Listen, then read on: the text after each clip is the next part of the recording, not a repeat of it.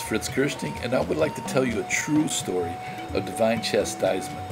And this is about the letters that Baha'u'llah wrote to the kings and rulers of his time, like Napoleon III, Pope Pius IX, the Tsar of Russia. These letters were written to these leaders, and Baha'u'llah warned these leaders to change their ways and to follow him as a new messenger of God. I hope you enjoy these letters. All the facts are based on history, and I hope you enjoy this message in the presentation.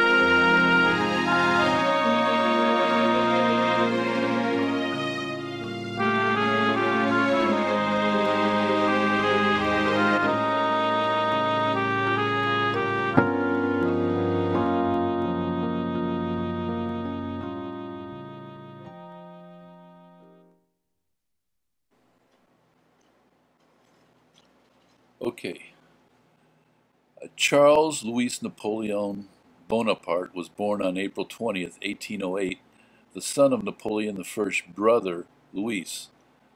On the death of Napoleon I's only son in 1832, Louis Napoleon asserted his claim to the imperial heritage. Napoleon III was Emperor of the French from 1852 to 1870. This period is called the Second Empire.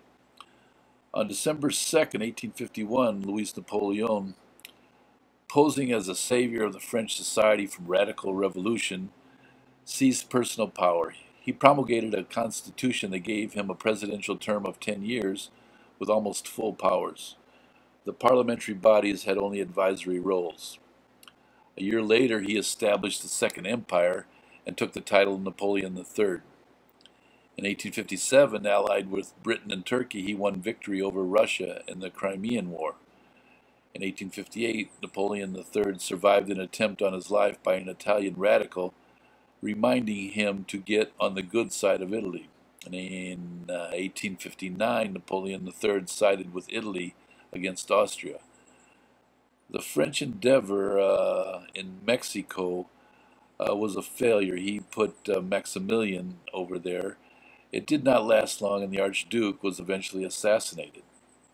Napoleon III had a special relationship with Pope Pius IX. He put troops in Rome to protect the Pope. The Pope, as ruler over the Papal States, was not very popular at that time. He needed Napoleon III for protection. So, arriving around the year 1867, this was the time that Baha'u'llah sent his first letter to Napoleon. Napoleon III received two letters from Baha'u'llah. In the first letter, Napoleon III responded like this. He said, quote, "If this man is a god, then I am two gods." Unquote. He threw the letter over his back. The second letter arrived in 1869. What I'm going to share with you are excerpts from the second letter. So right around the same time that he receives the second letter, trouble starts brewing between Germany and France, and it reached a point of war in July 1870. On September 1st, the Battle of Sedan took place. It was short and decisive. Napoleon III lost this battle and was captured. Thus ended the Franco-Prussian War. It also ended the Second French Empire. So in a very short time, Napoleon III went from being the most powerful man in Europe to nothing. Just a few months after Baha'u'llah prophesied that it would happen. I'll read to you and give my analysis of certain excerpts from the second letter. Baha'u'llah opens the letter by calling him the King of Paris. O King of Paris, tell the priests to ring the bells no longer. By God the true one, the most mighty bell hath appeared in the form of him who is the most great name, and the fingers of the will of thy Lord, the most exalted, the most high, toll it out in the heaven of immortality in his name, the all-glorious. Even the language of Baha'u'llah's tablets to these leaders are authoritative, compelling, and direct. He uses metaphors that are extremely creative and beautifully structured. This combination of power and beauty is, in my opinion, it's unique in literature. Okay, continuing with excerpts from the letter. Baha'u'llah makes very clear prophecies and warns Napoleon what will happen if he does not obey Baha'u'llah's commands. Hadst thou been sincere in thy words, thou wouldst have not cast behind thy back the book of God, when it was sent unto thee by him who is the Almighty, the All-Wise. We have proved thee through it, and found thee other than that which thou didst profess. Arise and make amends for that which escaped thee. Going on with the letter, Baha'u'llah keeps warning Napoleon, not just once, but many times. He warns him to change. He says, teach his cause.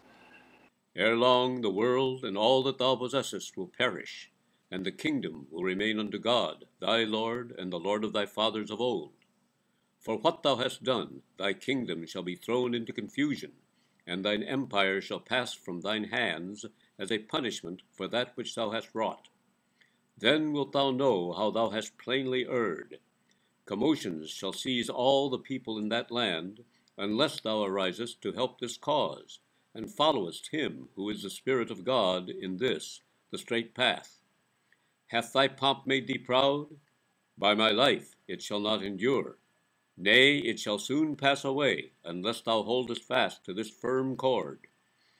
Baha'u'llah again tells him exactly what he should do and promises him if he does it in his name, he will be exalted among all kings. Adorn the body of thy kingdom with the raiment of my name, and arise then to teach my cause. Better is this for thee than that which thou possessest. God will thereby exalt thy name among all the kings. Potent is he over all things. Using a little warlike metaphor, Baha'u'llah says, The sword of wisdom is hotter than summer heat, and sharper than blades of steel, if ye do but understand. Draw it forth in my name, and through the power of my might, and conquer then with it the cities of the hearts of them that have secluded themselves in the stronghold of their corrupt desires. Thus biddeth you the pen of the All-Glorious, while seated beneath the swords of the wayward. Meditate on the world and the state of its people. Arise with the utmost steadfastness in the cause of thy Lord, the All-Glorious. Thus hast thou been instructed in this wondrous tablet.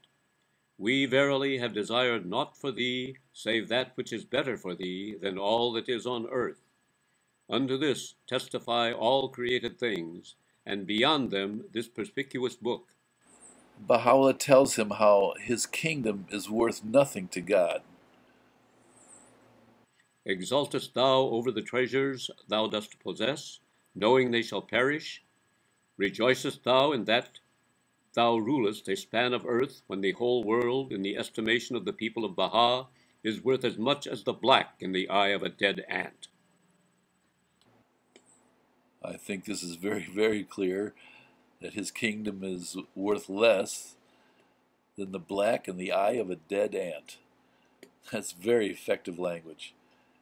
And when you read the history, what happened right after Baha'u'llah wrote these letters, he warned them and prophesied, everything came true. Let's summarize what happened to Napoleon really quickly. Napoleon grew his kingdom from 1851 until he was defeated in 1870 in the Franco-Prussian War. Didn't even last 20 years. He receives 2 letters from Baha'u'llah, one just a few months before he lost the war. He was clearly warned by Baha'u'llah. Baha'u'llah said, your kingdom will be thrown into confusion, and commotions shall seize all the land.